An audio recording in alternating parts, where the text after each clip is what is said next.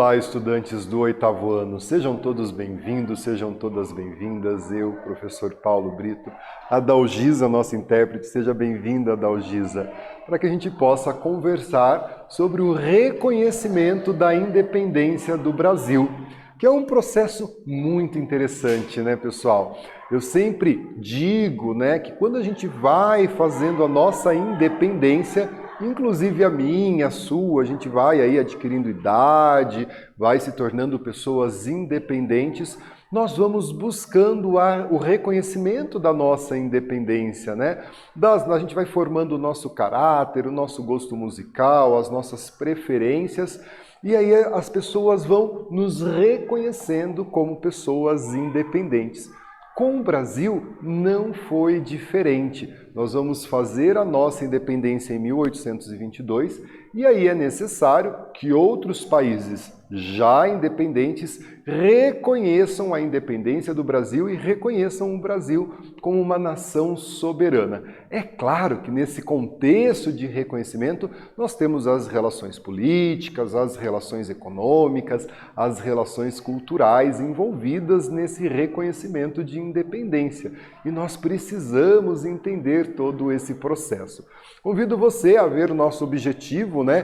Caracterizar, portanto, esse processo de reconhecimento da independência do Brasil e compreender, né, o processo de formação do Estado brasileiro pós-independência e a elaboração da nossa primeira Constituição Federal, a Constituição de 1824. Então veja aí, nós temos dois objetivos, não é? Esse reconhecimento do processo de independência e a organização do Estado brasileiro com esse processo de independência. Então é sobre isso que nós vamos falar, compreender, debater e entender um pouco mais, não é mesmo? Olha só, pessoal, e esse contexto da independência? Você se recorda desse contexto da independência? A partir desse quadro, né, Independência ou Morte, do Pedro Américo, pintado décadas depois da nossa independência, né, uma produção imagética que traz aí alguns elementos que nós já discutimos, não tão reais acerca da nossa independência, não é mesmo? Então a figura de Dom Pedro no centro da imagem, as margens do rio Ipiranga, os dragões da independência, as roupas de gala. No dia 7 de setembro, retornando de uma viagem, recebeu a notícia, né, de que ele deveria voltar imediatamente para Portugal, que seu pai, Dom João VI, havia, né, dado ordem para que ele retornasse, mesmo que fosse utilizado a força.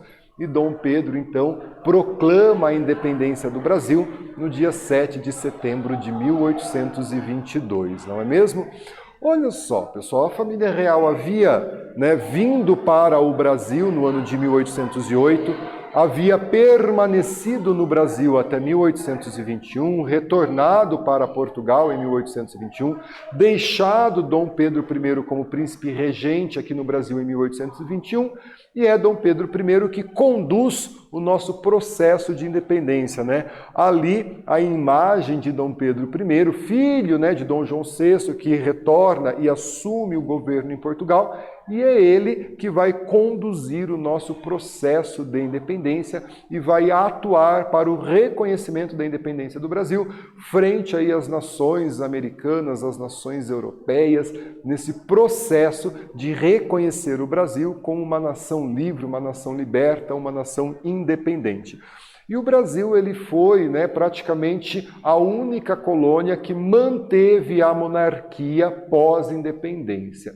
O restante da América, seguindo o exemplo dos Estados Unidos, implantou uma república presidencialista. O México teve uma monarquia ali por um curto período de tempo, cerca de 8 meses, daí passa a ser uma república presidencialista. Portanto, nós fomos praticamente o único país a manter um regime monárquico pós-independência. A independência da América Espanhola ela foi também acompanhada de uma série de lutas e tensões para que houvesse esse rompimento. A independência do Brasil, né, guardado aí as devidas proporções, ela foi mais pacífica se comparada à independência da América Espanhola. A nossa transição foi uma transição mais pacífica, sem tantos conflitos, porém, não podemos dizer que não houve conflitos porque houve sim os conflitos pela independência no Brasil. E esse reconhecimento da independência ele vai envolver diversos interesses, né? Qual foi, por exemplo, a atitude, né, de outros países para reconhecer a independência do Brasil? Será que ela aconteceu de uma forma, né, já imediata após o dia 7 de setembro? Será que houveram aí as negociações políticas, econômicas, as relações que estão envolvidas nesse processo? E a gente precisa compreender um pouco mais sobre isso, não é mesmo? Olha só, pessoal. A nossa independência, ela é resultado de um processo que começa lá no início do século XIX, né? A independência da América como um todo, ela vai acontecer aí nas 3 primeiras décadas do século XIX. Os Estados Unidos havia se tornado independente no ano de 1776, ainda no século XVIII, o Haiti no final do século XVIII e início do século XIX, e a América Latina aí quase como um todo no início do século XIX, não é mesmo? A corte portuguesa, é claro, não vai aceitar a independência do Brasil de uma forma, né? Ah, ficaram independentes, nós aceitamos e tudo bem. Claro que não, ela vai perder, né, privilégios econômicos, ela vai perder privilégios políticos e, diante disso, não vai ter um reconhecimento imediato da independência do Brasil pela corte portuguesa, não é mesmo? E aqui a Batalha de Genipapo, nessa representação.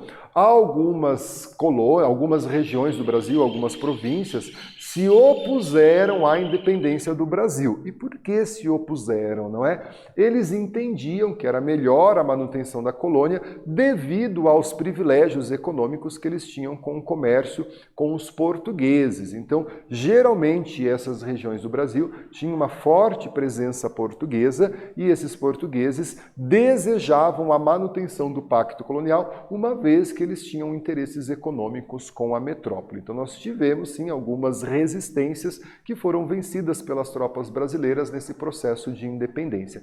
E aí a gente vai para o reconhecimento. E os Estados Unidos foi, portanto, o primeiro país a reconhecer a independência do Brasil no ano de 1824. Fizeram isso, nós somos solidários ao povo brasileiro? Não, né, pessoal? Havia por trás disso todo o interesse econômico, todo o interesse político expresso pelo presidente dos Estados Unidos, James Monroe, que vai, né, propor a doutrina Monroe, né? Ele faz um pronunciamento no Congresso americano, do qual ele vai defender, né, a independência dos povos latino-americanos com a célebre frase: "A América para os americanos". Então a gente vai entender essa frase, a América para os norte-americanos. Então os Estados Unidos já viam na América Latina pós-independência, né, possibilidades de explorar economicamente o território, explorar politicamente o território, né, tirar da América Latina as riquezas, né? Não, vamos lembrar que a gente está aí no contexto da segunda revolução industrial que atinge os Estados Unidos, então eles estão também, né, desejosos de matéria-prima, mercado consumidor e mão de obra, e o James Monroe, dentro dessas relações políticas, dessas relações econômicas, das relações de poder, ele vai fazer o seu discurso e dizer: olha, a América é para os americanos, né? Dando a entender para os povos que formavam a América. Por trás, para os norte-americanos, né? Ou seja, se afastando, né, ou tentando afastar a intervenção europeia aqui na América. E a gente tem essa charge, né, da doutrina Monroe aqui, o James Monroe, e aqui, né, os grandes proprietários de terra, banqueiros, industriais da Europa, olhando, né, para a América, e aqui nós vamos ter essa defesa da América para os americanos através da política norte-americana que fica conhecida como doutrina Monroe, não é mesmo?